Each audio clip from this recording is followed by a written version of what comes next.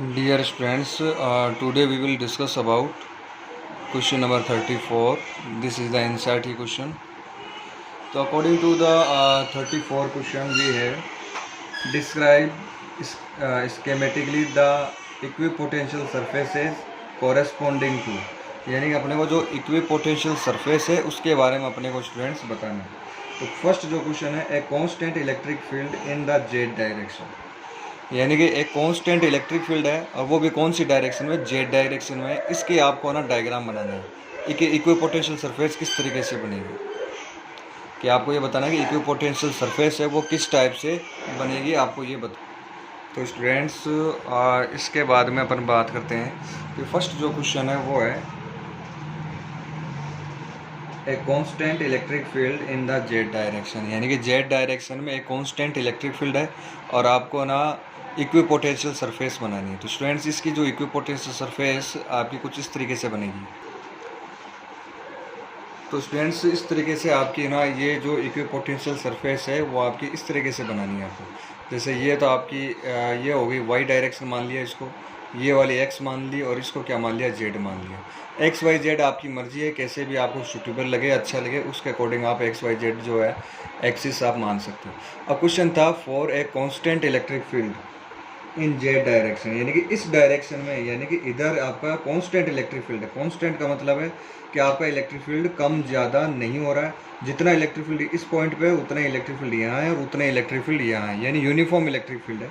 तो equipotential surface है ना वो आप इस तरीके से बनाओगे और आपकी जो इक्विपोटेंशियल सरफेस के बीच की जो डिस्टेंस है वो आपकी वो भी क्या रहती है, आपकी कांस्टेंट रहती है।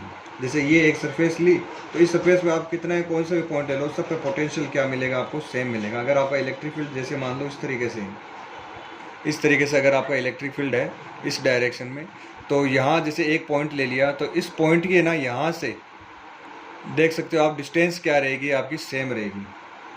यहाँ से जो डिस्टेंस है वो क्या रहेगी, आपकी सेम रहेगी। डिस्टेंस अगर सेम है तो यहाँ पे जो पोटेंशियल का फॉर्मूला क्या होता है, KQ/R,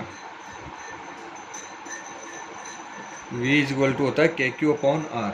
अगर है ना R बहुत सारे पॉइंट लो, अगर उसमें R आपकी सेम है, जैसे इस पर है ना R क्या रहेगी, आपकी सेम रहेगी। जैसे कि मान लो अब जैसे मान लो ये वाली सरफेस ली तो जो पॉइंट यहाँ है उसकी ये डिस्टेंस, यहाँ से इसकी डिस्टेंस, यहाँ से इसकी डिस्टेंस, ये क्या है, स्मॉल r है और ये r आपकी कांस्टेंट है सब पॉइंट्स की, तो इसलिए आपका पोटेंशियल क्या रहेगा, कांस्टेंट रहेगा। ये आप लोग ध्यान में रखेंगे। तो फर्स्ट क्वेश्चन की ना आप ना इस तरीके से एक डायग्राम बना देना और वो आपका आंसर हो जाएगा। चलो अपन सेकेंड क्वेश्चन के बारे में बात करते हैं। ओके स्टूडेंट्स, सेकेंड क्वेश्चन की अपन बात करते हैं। सेकेंड क्वेश्चन कह रहा है a field that uniformly increases in magnitude but remains in constant से जेड डायरेक्शन, यानी कि फील्ड इलेक्ट्रिक फील्ड है तो जेड डायरेक्शन में, लेकिन वो धीरे धीरे क्या हो रहा है, फील्ड इंक्रीज हो रहा है। अब आपको ना इस तरीके का एक टॉपिक में अपने ये चीज़ पढ़ी भी थी कि अगर आपका ना जो इलेक्ट्रिक फील्ड है वो अगर इंक्रीज होगा तो क्या होगा, इलेक्ट्रिक फील्ड इंक्रीज होगा तो क्या होगा। अब देखो बात ऐसी स्टूडेंट्स, अगर आपका इलेक्ट्रिक फील्ड इंक्रीज होता है तो ये जो इक्विपोटेंशियल सरफेस जो अपन ने बनाई थी ना पहले वाले डायग्राम में, उन इक्विपोटेंशियल सरफेस के बीच की जो डिस्टेंस है ना वो क्या होती जाएगी, आपकी कम होती जाएगी। ये जो इक्विपोटेंशियल सरफेस अपन ने बनाई है, इन सरफेस के बीच की ये जो डिस्टेंस है ना, अब अभी देखो आप लोग, इन दोनों के बीच की डिस्टेंस और इन दोनों के बीच की डिस्टेंस सेम है, लेकिन बाद में क्या होगा, आपकी डिस्टेंस क्या होती जाती है, कम होती जाती है। यानी ये इक्विपोटेंशियल सरफेस है ना एकदम पास में आती जाती है, वो एक दूसरे के क्लोज आती जाती है। आप लोगों को पता है कि DE क्या होता है, माइनस का dV/dr होता है। अच्छा, dr क्या है, dV क्या है, इन दोनों के बीच का पोटेंशियल डिफरेंस, इस सरफेस के और इस सरफेस के बीच का पोटेंशियल डिफरेंस। dr क्या है, इन दोनों के बीच की डिस्टेंस, कि जैसे मान लो ओरिजिन से इसकी डिस्टेंस 5 है और इसकी डिस्टेंस अगर 2 है तो 5 में से 2 माइनस करोगे तो dr की वैल्यू क्या आ जाएगी, 3 आ जाएगी। तो अगर है ना, अब ये कह रहा है कि जो इलेक्ट्रिक फील्ड है वो आपका क्या हो रहा है, इंक्रीज हो रहा है। अगर है ना ये इलेक्ट्रिक फील्ड में जो चेंजेस है वो अगर आपका इंक्रीज होता जा रहा है तो dr जो है वो क्या होता जाएगा, आपका डिक्रीज, यानी दोनों के बीच की जो डिस्टेंस है वो क्या होती जाएगी, स्टूडेंट्स कम होती जाएगी। इस तरीके से आप इसका आंसर दें। इसका आंसर देख लेते हैं एक बार। क्या लिखा है। तो स्टूडेंट्स इसमें आपको लिखा है in this case also the equipotential surfaces will be planes parallel to the XY plane. However यानी कि जो है ना इक्विपोटेंशियल सरफेस बनेगी तो ऐसे ही as a field increases such planes will get closer. यानी कि ये जो प्लेन जो बनाए ना थे ना अपन ने इक्विपोटेंशियल सरफेस के जो प्लेन बनाए थे, ये प्लेन है ना क्या होते जाएंगे, क्लोज आते जाएंगे, एक दूसरे के पास में आते जाएंगे। उन प्लेनों के बीच की जो डिस्टेंस है वो धीरे धीरे कम होती जाएगी जैसे जैसे इलेक्ट्रिक फील्ड इंक्रीज होता है। तो इस तरीके से इसका आंसर देना है। ओके स्टूडेंट्स, नेक्स्ट जो क्वेश्चन है उसके बारे में अपन स्टडी करते हैं। Question number 3, a single positive charge at the origin. यानी एक सिंगल पॉजिटिव चार्ज है ना ओरिजिन पे रखा हुआ है, आपको ना इसकी इक्विपोटेंशियल सरफेस बनानी है। तो ये आप लोग सेल्फ कर लेना, लिख देना इसमें स्पेरिकल बनेगी, ये तो आपको पहले से बताया हुआ है। फोर्थ है a uniform grid consisting of a long equally spaced parallel charge wires in a plane. इस तरीके से आपके पास कोई 2 वायर है, तो दोनों वायर पर क्या है, चार्ज है। अब इसकी वजह से मान लो यहाँ अगर आपको इक्विपोटेंशियल सरफेस पूछे तो देखो इस वायर के पास कुछ पोटेंशियल और इस वायर के पास भी क्या कुछ पोटेंशियल है, क्योंकि दोनों ही जो वायर है वो दोनों ही क्या है, चार्ज है। तो होता यह है कि अगर अपन वायर के पास में अगर बात करें तो वायर के आसपास में ना जो पोटेंशियल है, इसकी वजह से यहाँ कुछ पोटेंशियल आएगा, लेकिन इसकी वजह से यहाँ पे भी कुछ ना कुछ पोटेंशियल आएगा। तो उस वजह से जो पोटेंशियल है वो आपका एक जैसा नहीं रहता है, पोटेंशियल बार बार क्या होता है, चेंज होता है। आगे अगर अपन थोड़ा सा इस पॉइंट की बात करेंगे, या फिर अपन मान लो इस वायर का मैंने यहाँ पे बात की, मैं यहाँ इस वायर के ऊपर यहाँ हवा में यहाँ मैं अगर बात करूँ तो यहाँ अगर मैं बात करूँगा तो देखो जो पोटेंशियल इसकी वजह से यहाँ पे पोटेंशियल क्या हो जाएगा, चेंज हो जाएगा। तो आपको इसमें आंसर ये लिखना है कि पोटेंशियल आपका बार कांस्टेंट नहीं रहता है, इसलिए इसकी जो शेप है ना वो फिक्स नहीं आती, वेरिंग शेप आती है। इक्विपोटेंशियल सरफेस क्या आती है, वेरिंग शेप आती है। बस इतने आंसर लिखना है। तो इस तरीके से स्टूडेंट्स ये आपको क्वेश्चन नंबर 34 करना है। इसके बाद अपन बात करते हैं क्वेश्चन नंबर 35 की। ओके स्टूडेंट्स, अब अपन बात करते हैं क्वेश्चन नंबर 35 की। In a Van de Graaff type generator a spherical metal shell. देखो भाई कोई जनरेटर, हालांकि ये जनरेटर अपने सिलेबस में नहीं है, तभी ये एडिशनल क्वेश्चन में दे रखा है, this is not in our syllabus. तो इसमें आप इतना ही समझ लो, कोई जनरेटर है, a spherical metal shell is to be 1.5 × 10⁶ volt electrode. यानी उस जनरेटर में कोई स्पेयर लगा हुआ है, छोटा मतलब कोई शेल है, मेटल का कोई स्पेयर है, जिस पर ना पोटेंशियल जो है वो कितना है, 1.5 × 10⁶ वोल्ट है। The dielectric strength of the gas surrounding the electrode is 5 × 10⁷। Dielectric strength दे रखी है, यहाँ पे आपने क्या दे रखा है, डाइलेक्ट्रिक स्ट्रेंथ, यानी कि मैक्सिमम कितना इलेक्ट्रिक फील्ड है वो आपका ये कवर कर सकता है, वो ना इसकी डाइलेक्ट्रिक स्ट्रेंथ होती है। यानी डाइलेक्ट्रिक स्ट्रेंथ कितना इलेक्ट्रिक फील्ड बर्दाश्त कर सकता है, उससे ज़्यादा अगर इलेक्ट्रिक फील्ड लिया तो आपका जो डाइलेक्ट्रिक है उसका आयनाइजेशन स्टार्ट हो जाएगा और वो जल जाएगा। What is the minimum radius of the sphere shell required, उस स्पेयर शेल की मिनिमम रेडियस बतानी है। तो देखो क्वेश्चन स्टूडेंट्स इस क्वेश्चन में थोड़ी सी मिस्टेक है, वो ये है कि आपको ना ये नहीं दे रखा कि डाइलेक्ट्रिक स्ट्रेंथ का कितना % इलेक्ट्रिक फील्ड अपने को लेना है। ये ना अगर क्वेश्चन एग्जाम में आएगा तो उसमें ऑलरेडी ये गिवन आएगा, ये क्वेश्चन पूरा कंप्लीट नहीं है। तो इसलिए अपन है ना इसको एज्यूम कर लेंगे कि 10% ऑफ द डाइलेक्ट्रिक स्ट्रेंथ, क्योंकि ऐसा क्वेश्चन अपने पहले भी आया था, उसमें भी अपन है ना ये कहा था कि सेफ्टी के लिए अपन 10% है ना 10% ऑफ डाइलेक्ट्रिक स्ट्रेंथ का 10% है ना इलेक्ट्रिक फील्ड लेंगे। तो स्टूडेंट्स इसका जो आंसर है वो देख लेते हैं अपन किस तरीके से। देखो ये रहा आंसर इसका, मैक्सिमम पोटेंशियल। स्टूडेंट्स मैक्सिमम जो पोटेंशियल है V, ये आपको ऑलरेडी क्वेश्चन में गिवन है 1.5 × 10⁶ वोल्ट। अच्छा, for safety the maximum permissible electric field is E। जो इलेक्ट्रिक फील्ड है वो क्या होगा आपका 10% ऑफ डाइलेक्ट्रिक स्ट्रेंथ। तो अपन है ना डाइलेक्ट्रिक स्ट्रेंथ भी आपको क्वेश्चन में दे रखी है, तो उसका 10% निकाल लेना, तो ये आ जाएगा आपका 5 × 10⁶ वोल्ट पर मीटर। अब देखो स्टूडेंट्स आपके पास V है और E है। Now for spherical shell, sphere के ऊपर अगर कोई स्पेयर है जिसकी रेडियस अगर स्मॉल आर है तो उसमें पोटेंशियल का फॉर्मूला होता है के क्यू अपॉन आर, और इलेक्ट्रिक फील्ड का फॉर्मूला होता है K Q upon R square. अच्छा, आर स्क्वायर को आप क्या लिख सकते हो, R into R. R square को अपन क्या लिख सकते हैं, आर इंटू आर। तो ये बन जाएगा वी अपॉन आर बन जाएगा। ठीक है, इन दोनों से ये आ जाएगा E is equal to V upon are.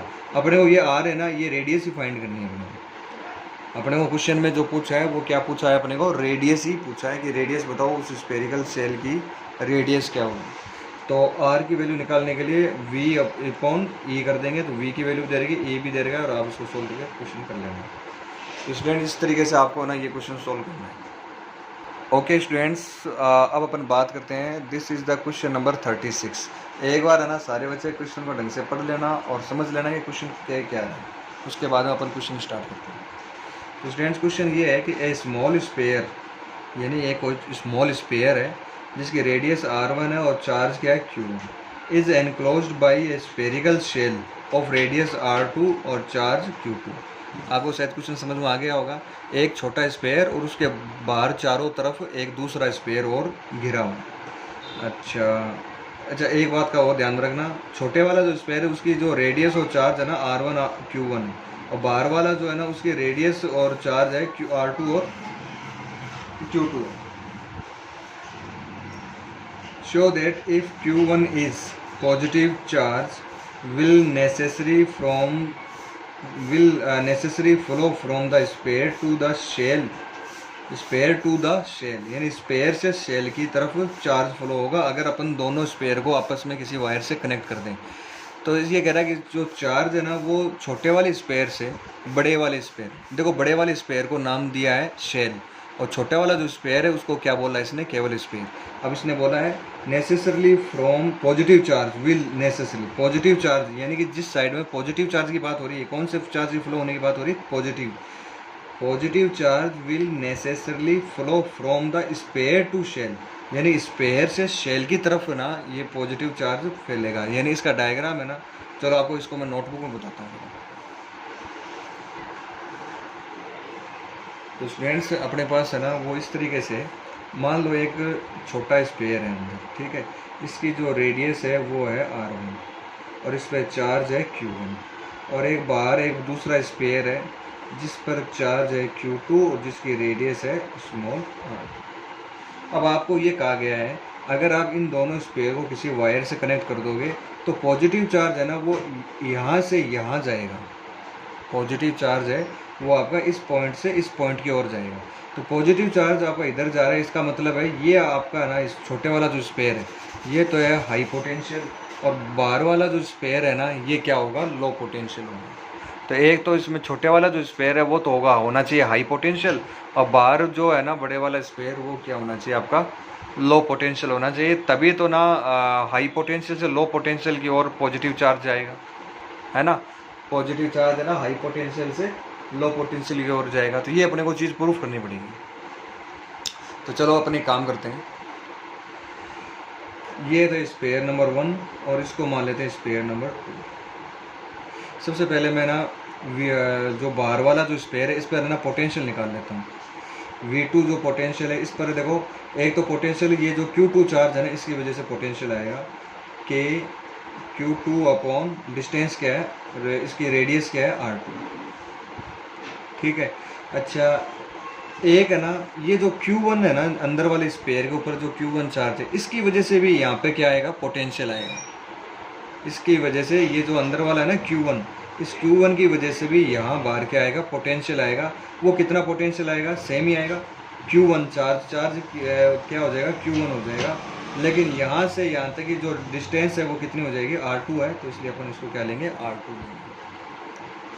तो नेट जो पोटेंशियल है वो कितना हो जाएगा आपका, एक बार इसको ऐसे पढ़ाएंगे तो ये आपका V2 आ गया, बाहर वाले जो स्पेयर है उसकी सरफेस पे पोटेंशियल। एक बार फिर से समझ लेना, Q2 चार्ज है ना इस पर फैला हुआ है, इस पर है ना इसकी सरफेस Q2 चार्ज फैला हुआ है तो उसकी वजह से पोटेंशियल ये आएगा। दूसरा इस अंदर की तरफ है ना Q1 चार्ज है, इस Q1 चार्ज की वजह से ना इसके बाहर क्या आएगा, पोटेंशियल तो आएगा ही आएगा। तो उस पोटेंशियल अंदर Q1 की वजह से बाहर यहाँ पे क्या आएगा, पोटेंशियल आएगा, उस पोटेंशियल को भी अपने को क्या करना पड़ेगा, ऐड करना पड़ेगा, तब जाके अपने पास टोटल पोटेंशियल आ जाएगा। अब मैं बात करता हूँ अंदर वाला जो स्पेयर है, इस पर पोटेंशियल देख लेते हैं कितना आएगा। तो V1, मैं अगर V1 की बात करूँगा तो देखो, एक तो ना इस अंदर वाले स्पेयर पर चार्ज कितना है, Q1 है, तो एक तो ना इसका ये आ जाएगा Q1 upon R2, sorry R1।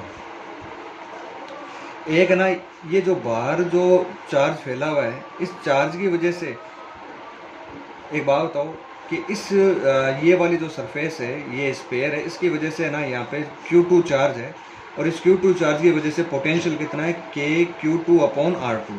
आपको पता है कि अगर आप स्पेयर के अंदर जाओगे तो भी आपका पोटेंशियल यही रहना है, पोटेंशियल आपका चेंज नहीं होता है। पोटेंशियल स्पेयर के अंदर भी पोटेंशियल क्या रहता है, स्पेयर है, स्पेयर के अंदर पोटेंशियल कितना होता है, जितना कि सरफेस पे होता है। हाँ, इलेक्ट्रिक फील्ड कितना होता है, 0 होता है। इलेक्ट्रिक फील्ड क्या हो सकता है, 0 हो सकता है, लेकिन पोटेंशियल आपका 0 नहीं होगा। अगर आपने कोई स्पेयर लिया है और उसकी सरफेस पे अगर 5 वोल्ट है, तो स्पेयर के अंदर भी है ना, किसी भी पॉइंट पर है ना, देख लेना पोटेंशियल आपका कितना आता है, 5 आता है। ये आपको मैंने पहले ही बता रखा है। तो यहाँ सरफेस पे Q2 चार्ज की वजह से पोटेंशियल ये KQ2 अपॉन R2 है ना, तो ये है ना यहाँ पे ना इसकी वजह से भी और आएगा, तो ये आ जाएगा KQ2 अपॉन R2। अब चलो एक काम करते हैं, मैं ना V1 में से V2 मुझे प्रूफ करना है कि V1 तो आपका हाई पोटेंशियल है और V2 क्या आपका लो पोटेंशियल है।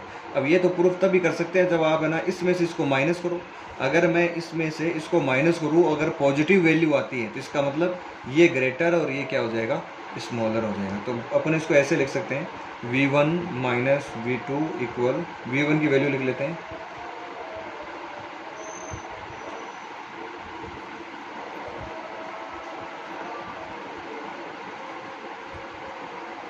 ये वाला प्लस है ना, ये माइनस का हो जाएगा।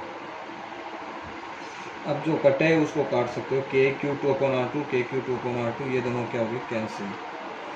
तो V1 माइनस V2 बच जाएगा K, और यहाँ पे भी K है, Q1 है तो KQ1 तो ले लेना बाहर कॉमन, और 1 अपॉन R1 माइनस का 1 अपॉन R2 आ जाएगा बाहर। अब ध्यान में रखना स्टूडेंट, R1 आपका छोटा है और R2 क्या आपका बड़ा है, क्यों, R2 क्या बड़े वाले की रेडियस है।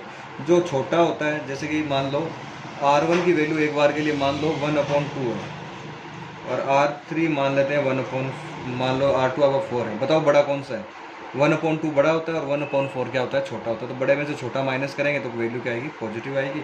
इसका मतलब हो गया V1 is very greater than to V2। ये आपको क्या करना था, प्रूफ करना था। तो अगर V1 है ना, अंदर वाले का जो पोटेंशियल बाहर वाले के पोटेंशियल से अगर ज़्यादा है, तो ये वाली कंडीशन आ जाएगी। थैंक यू, हैव ए, रुको एक क्वेश्चन और बचा है, और थैंक यू बोलना नहीं है। ओके स्टूडेंट्स, अब बात करते हैं अपन क्वेश्चन नंबर 37, जिसका फर्स्ट क्वेश्चन है। ये वाला ना क्वेश्चन आपका लगभग थ्योरेटिकल ही है, तो इसलिए आपको थ्योरी में इसको समझना पड़ेगा। पहला क्वेश्चन है, the top of the atmosphere is about 400 kilovolt. ये अपना जो एटमोसफेयर है ना, अर्थ के चारों ओर का जो एटमोसफेयर है, वो भी ना उस एटमोसफेयर में भी क्या है कि पोटेंशियल रहता है। एटमोसफेयर है ना, अपने चारों तरफ एटमोसफेयर है, एटमोसफेयर में क्या होता है, पोटेंशियल होता है। वो पोटेंशियल क्यों होता है, इसके बारे में देखो थ्योरी ये है कि अपने चारों तरफ जैसे धूल के कण वगैरह पूरे एटमोसफेयर में फैले हुए हैं, पूरे नीचे से लेकर ऊपर तक। वो जो धूल के कण हैं, वो ना जब एक जगह से दूसरी जगह हवा में मूव करते हैं तो वो क्या हो जाते हैं, चार्ज हो जाते हैं। अच्छा, धूल वगैरह की, मिट्टी वगैरह के जो कण हैं, वो चार्ज होने के बाद में, धूल के कण है वो क्या होते हैं, धीरे धीरे अर्थ की ओर, अर्थ अपनी ग्रेविटी से उनको अपनी ओर खींचती है। तो धूल के कण है ना, वो पॉजिटिवली या जो भी चार्ज होते हैं, तो वो चार्ज है ना, जैसे जैसे अर्थ की ओर आते हैं तो एक करंट फ्लो होता है, जिसको हवाई करंट बोलते हैं, नॉर्मल लैंग्वेज में, देसी लैंग्वेज में हवाई करंट भी बोलते हैं उसको। तो धूल के कण है ना, वो एटमॉस्फेयर ऊपर से नीचे की ओर आते रहते हैं, इसलिए ना वो जब आते हैं तो एक है ना करंट फ्लो होता है। तो अर्थ तो अपनी होती है नेगेटिव वोल्टेज, और जो ऊपर जो टॉप होता है ना एटमॉस्फेयर का, वो कितना होता है, पॉजिटिवली चार्ज होता है। और जिसका जो चार्जिंग है पूरे अर्थ का, मतलब इतनी बड़ी अर्थ है भाई, तो उसका जो टोटल जो पोटेंशियल है बाहर का, the top of the atmosphere, ये अराउंड होता है 400 किलोवोल्ट के around with respect to the surface of the earth. अच्छा, अर्थ का पोटेंशियल क्या होता है, 0। अच्छा, corresponding to an electric field that decreases with altitude. अच्छा, ये जो पोटेंशियल है ना, जैसे जैसे अपन अर्थ के पास में आते जाते हैं तो ये पोटेंशियल क्या होता जाता है, कम होता जाता है, कम होता जाता है। Near the surface of the earth the field is about 100 volt पर मीटर, यानी कि जो सरफेस की बात करें तो जो इलेक्ट्रिक फील्ड है वो लगभग 100 वोल्ट के आसपास रहता है near the earth. Why do then we not get an electric shocks as we step out of our house into the open. जब अपन ना घर से बाहर निकलते हैं तो देखो अर्थ पर अपन ना, अर्थ है वो तो आपकी होगी जीरो पोटेंशियल, और अर्थ के ऊपर का पार्ट है वो आपका 100, वहाँ पे इलेक्ट्रिक फील्ड है, वहाँ पे पोटेंशियल है। तो करंट फ्लो होना चाहिए, और करंट फ्लो होता है, और अपने को इलेक्ट्रिक शॉक लगना चाहिए जब अपन अर्थ से अर्थ पर अपन जैसे पैर रखते हैं। तो देखो इसके पीछे का कारण ये है, एक सेकेंड, इसका रीज़न स्टूडेंट ये है कि normally the equipotential surface are parallel to the surface of the earth. यानी कि जैसे मान लो ये ग्राउंड है, यहाँ मान लेते हैं अपन 100 वोल्ट की सरफेस है, ये इक्विपोटेंशियल सरफेस है। Normally the equipotential surfaces are parallel to the surface of the earth. Now our body is a good conductor, so as we step out into the open the original equipotential surface of the air get modified but keeping our head and the ground at the same potential and we do not get any electric shock। देखो जैसे ये कोई human है वो अर्थ पर यहाँ पे मतलब आ गया, यहाँ आने के बाद में देखो जैसे इसने अर्थ को टच किया अपन ने तो अर्थ का पोटेंशियल कितना है, जीरो। तो ओवर बॉडी यानी अपनी बॉडी का भी पोटेंशियल कितना है, जीरो। यहाँ पोटेंशियल जीरो है तो यहाँ पे भी पोटेंशियल कितना आएगा, जीरो आएगा। यानी कि नीचे की तरफ अगर पोटेंशियल जीरो है तो यहाँ ऊपर अपना जो हेड है ना इसका भी पोटेंशियल कितना होगा, जीरो होगा, क्योंकि अपने अर्थ को क्या कर रखा है, टच कर। तो ऐसे मान लो सपोज करो अपन खड़े हैं तो यहाँ पे अपने हेड के जस्ट ऊपर है ना, पहले जैसे मान लो 100 वोल्ट की सरफेस ऐसे थी, लेकिन जैसे अपन आया तो अपन हेड का अपना जो पोटेंशियल जीरो रखना है, इसलिए जो इक्वी पोटेंशियल सरफेस है ना वो मॉडिफाइड हो जाती है, और वो क्या हो जाती है आपकी शेप। जैसे मान लो यहाँ पे है तो आपका यहाँ अब क्या हो जाएगा, आपका 100 वोल्ट होगा। पहले 100 वोल्ट क्या था, यहाँ था, लेकिन जैसे मैं आ गया या कोई भी मतलब बंदा आया बाहर तो इसका हेड का पोटेंशियल कितना जीरो है, तो एक जो 100 वोल्ट की जो सरफेस है वो आपकी मॉडिफाई होके जस्ट ऊपर की ओर, ऐसे ऊपर की ओर आ जाती है। तो अब आप देखो ये पूरी क्या इक्वी पोटेंशियल सरफेस है। आप आगे बढ़ोगे यहाँ 100 वोल्ट है, आप आगे बढ़ोगे तो यहाँ पे भी 100 वोल्ट है, 100 वोल्ट है। तो पोटेंशियल में आपके कोई चेंजिंग नहीं आएगी। पोटेंशियल चेंज नहीं आ रहा है तो पोटेंशियल आपका वैसे ही है, और पूरी बॉडी का जो पोटेंशियल है वो कितना रहेगा, जीरो, क्योंकि अपन ने ना ग्राउंड को क्या कर रखा है, टच कर रखा है। तो इस तरीके से ना अपने को ना कोई भी इलेक्ट्रिक शॉक है वो नहीं लगेगा। इसका आंसर आपको इस तरीके से देना है। ये थ्योरी आप लोग और पढ़ लेना इसको ढंग से। नेक्स्ट सेकंड क्वेश्चन की बात करते हैं। आगे वाला क्वेश्चन कुछ इस तरीके से है कि A man fixes outside his house one evening a 2 meter high insulating slab carrying on its top as a large aluminum sheet of area 1 meter square। ठीक है, will he get an electric shock if he touches the metal sheet next morning। तो बिल्कुल उसको shock लगेगा। क्यों लगेगा कि आपने ना ग्राउंड है, ग्राउंड से 2 मीटर हाई पे अगर आपने कोई मेटल प्लेट लगा दी तो इवनिंग में लगाई, और सुबह की बात करेंगे तो देखो एयर वगैरह बाहर ऊपर से ना चार्ज पार्टिकल वगैरह धूल के जो चार्ज पार्टिकल है वो ना लगातार प्लेट को क्या करेंगे, टकराते रहेंगे, और प्लेट को टकराते रहेंगे। प्लेट पर टकराने की वजह से प्लेट क्या हो जाएगी, चार्ज हो जाएगी। प्लेट पे क्या आ जाता है, चार्ज आ जाता है। अच्छा, जैसे है ना अपन अर्थ पे खड़े होके उस प्लेट को छुएंगे तो चार्ज है ना वो हाई पोटेंशियल से लो पोटेंशियल की ओर जाएगा। तो जैसे ही कोई बंदा उस प्लेट को छुएगा, टच करेगा, टच करते ही वो चार्ज अपनी बॉडी में से होते हुए कहाँ चला जाएगा, अर्थ में चला जाएगा। और ऐसा करने से अपने को ना हल्का सा एक इलेक्ट्रिक शॉक लगता है। तो इसका ये आपको रीज़न देना है। ओके, नेक्स्ट जो क्वेश्चन है थर्ड वाला और देख लेते हैं साथ में।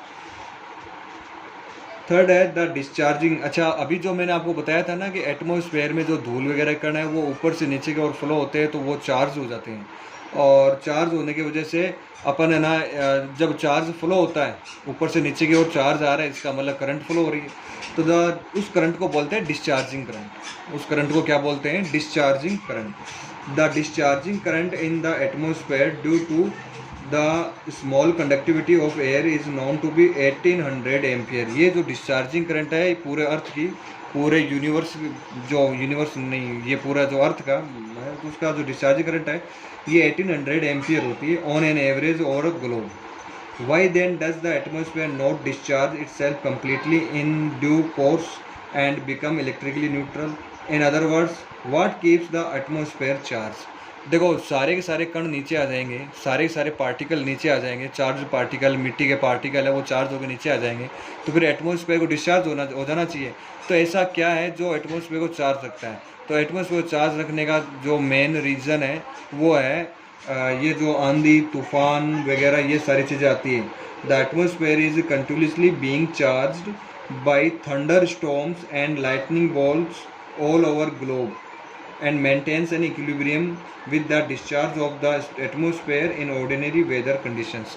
ये अगर मौसम अगर चेंज होना बंद हो जाए, आंधी तूफान वगैरह ये हवा चलनी बंद हो जाए, तो फिर ये डिस्चार्जिंग करंट नहीं होगा.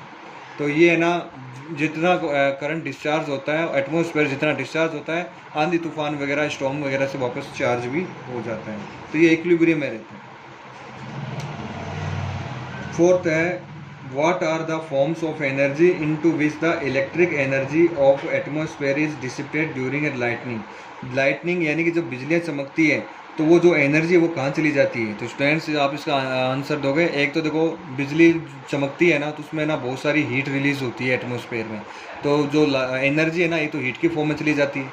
अच्छा, बिजली चमकती है तो अपन उसको देख सकते हैं, तो एक तो ना लाइट की फॉर्म में एनर्जी चली जाती है, और हीट, अच्छा साउंड के फॉर्म में भी एनर्जी चली जाती है.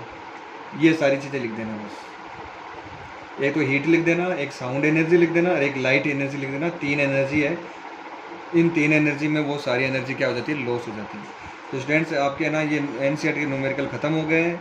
नेक्स्ट वीडियो से अपन नेक्स्ट जो चैप्टर नंबर 3 है वो अपन स्टार्ट करेंगे. तो सारे बच्चे ध्यान से देखना, ध्यान से पढ़ना. Thank you, have a nice day.